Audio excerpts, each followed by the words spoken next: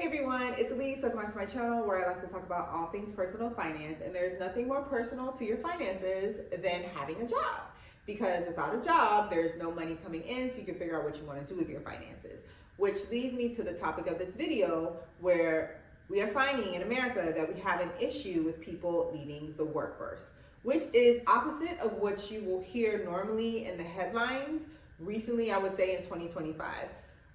What we are hearing is that people are looking for jobs and they can't find it because people aren't hiring. We're hearing that people are getting laid off unexpectedly, but we're not hearing that people are leaving the workforce. And I wanted to look into why that is.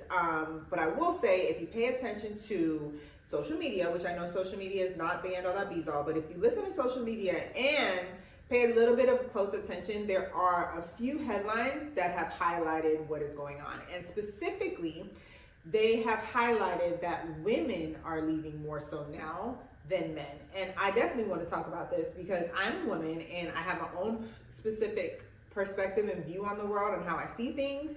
And I wanted to see, like, you know, is it affecting a lot of women, a minority of women, a certain subset of women? Because it's very interesting to me, and I don't know if that's healthy for the overall workforce. So in this video, I'm going to talk about how the trend really started with men decades ago, how more recently it's about women. I'm going to talk about the specific populations within the female workforce, some reasons why they're doing that, and then I'll end with like what the future of the workforce is looking like and what it can be. But really quick, before you do anything, as far as continue to watch this video, please like and subscribe to this channel and like this video because it really helps the channel. And subscribe, especially if you find yourself coming to my Thursday videos, my new stock market Saturday videos, or if I'm posting about investing or adding some money into my baby brokerage account, which I'm trying to get to 100,000 in 5 years. Really appreciate it. And I would love to have you guys. So let's start off with some historical context. I mentioned a little bit earlier that this is nothing new, but it tended to be that men were leaving the workforce more so than women. And men have been leaving from a long time ago, almost 80 years ago, because this started in the 1950s.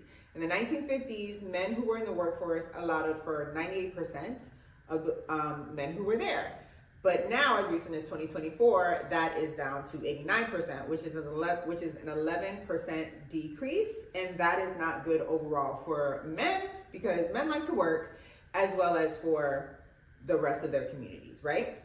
And these are able-bodied men between the ages of 25 and 54. And when I say out of the workforce, I say that specifically because there are two ways you can be considered. You can be out of the workforce or unemployed. If you are unemployed, that means you don't have a job, but you are actively looking to find a new job. If you are out of the workforce, that means you do not have a job, but you are not actively looking. You just do not want to be in the workforce for whatever reason. So what do the facts say about why this is happening? Well, why this is still happening amongst men, and it has been happening. There are a few reasons. The first one is there are more men that are disabled. That makes sense. Just considering the history of this country, we are, for lack of a better word, we weigh more now. We are heavier.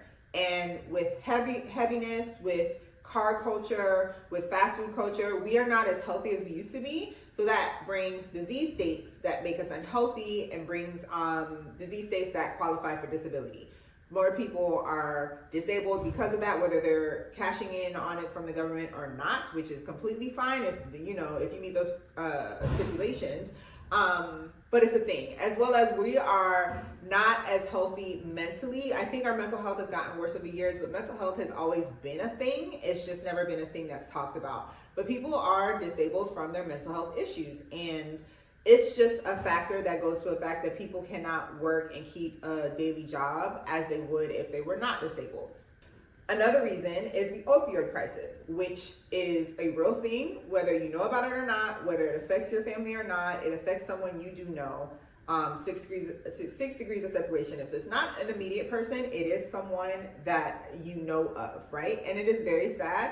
I can say, hey, I am a pharmacist licensed. I used to practice and I left my job. And that was a big part of why I left, because I did not sign up for that. They don't teach you about that in school. It is something that you learn on the job. But I realized I did not want to deal with that because there's a lot that pharmacists have to deal with to safeguard because there were pharmacies and pharmacists that didn't safeguard, and I found myself being punished for it, and I was not with it. I wasn't willing to spend 3 hours of my 12-hour shift safeguarding opioids. I didn't sign up for that. But it is a thing, and it is highly detrimental to societies because those drugs are very strong and they ruin lives. They ruin what a life could be. Another thing is jobs are different now. Low-skilled job sets are outdated. And when I think about that, we're just gonna talk about the main one, which is manufacturing. Manufacturing jobs were high in the 1950s. Also, education. Low educated men are higher in this demographic of being out of the workforce because back in the 50s, you could just finish high school, go get you a manufacturing job and be set for life. Manufacturing jobs have left. These men are not going to college as a result. They're staying uneducated, which is fine, but you have outdated skills, and the skills you needed to update yourself are in college, they're not going. For whatever reason. Globalization has moved the jobs away, automation has moved the jobs away or decreased the jobs, and you find yourself outside of the workforce. Which leads to the last reason is pay is stagnant. So let's say those things have not affected you as a man. Stagnant pay affects everybody. The wages are not increasing as the cost of living is increasing. And I feel like there's a good amount of people who have just given up. I understand why people give up all the time because I didn't want to give up too. There are times it's like, it just seems like everything is stagnant. That's a perfect word. The pay is stagnant and I'm working hard and things aren't going, you know? So I don't blame people for giving up. So that is what has been happening with the male side of the gender binary. Fast forward to 2020, we're finding that there's more data showing that women have been leaving the workforce. And I think 2020 is a good year to start looking at it because that's when the panini happened and things changed a lot and more women left the traditional workforce. That's when I can say that it probably started a little bit more, and that's because you had work from home and you had women who realized that they could do the same job but be at home and not be as stressed. So why not? Some people went part-time, or some people just were able to figure out, do their work, but they were still able to be at home. And even specifically, there is a sub-demographic in there where, I don't know if you've seen the headlines, but there lately, the last 3 months of 2025, there have been 300 Black women that have been taken out of the workforce. And the headlines in social media will have you think that it's because there's a push against DEI and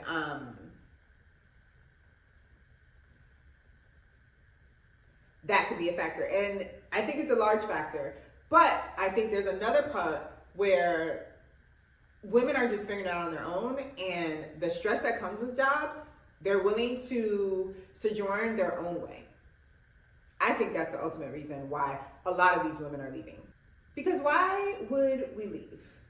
Didn't we fight for this? And not we, because I'm kind of younger, but I mean like women's rights movement and the civil rights movement. Why did all women, Black women, minority women, why did we fight so hard to get into the workforce only to leave like 80 years later?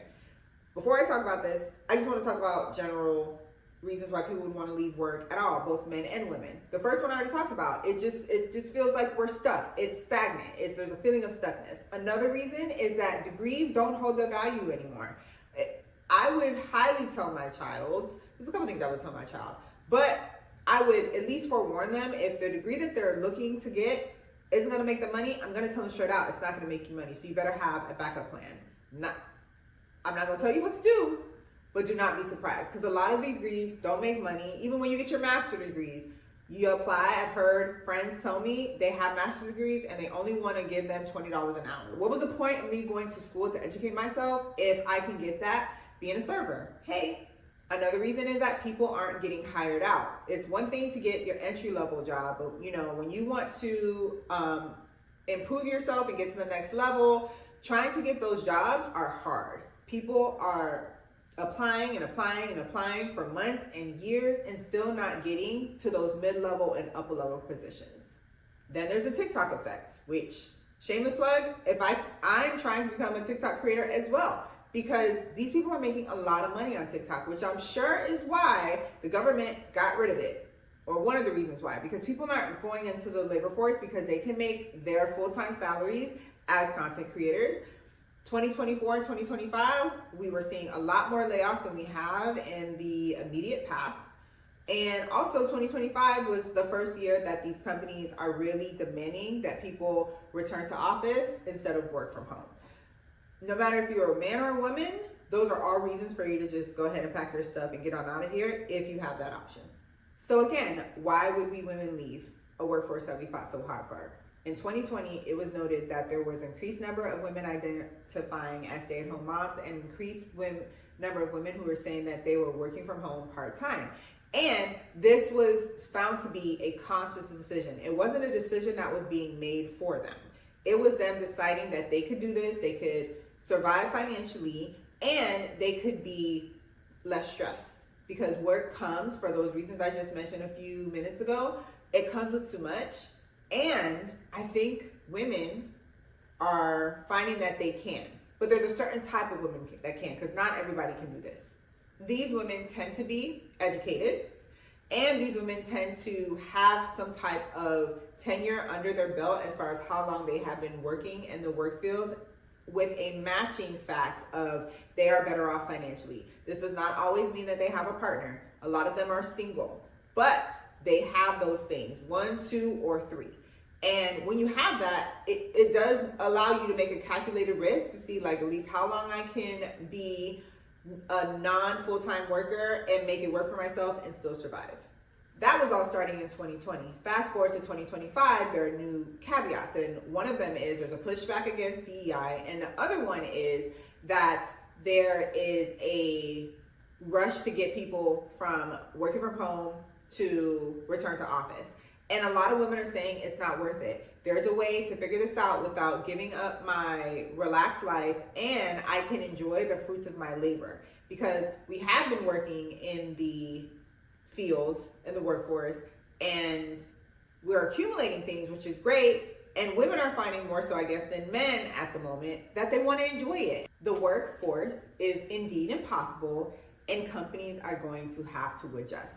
They may have enough workers now, but they're going to have to adjust because mainly there are just like a lot of top talent, men and women are leaving, mostly women though, I have to say. A lot of top talent women are leaving, as well as for the people who are staying, they're going to be crunched out in the other way because those are people who need the jobs, but they're going to get fed up as well.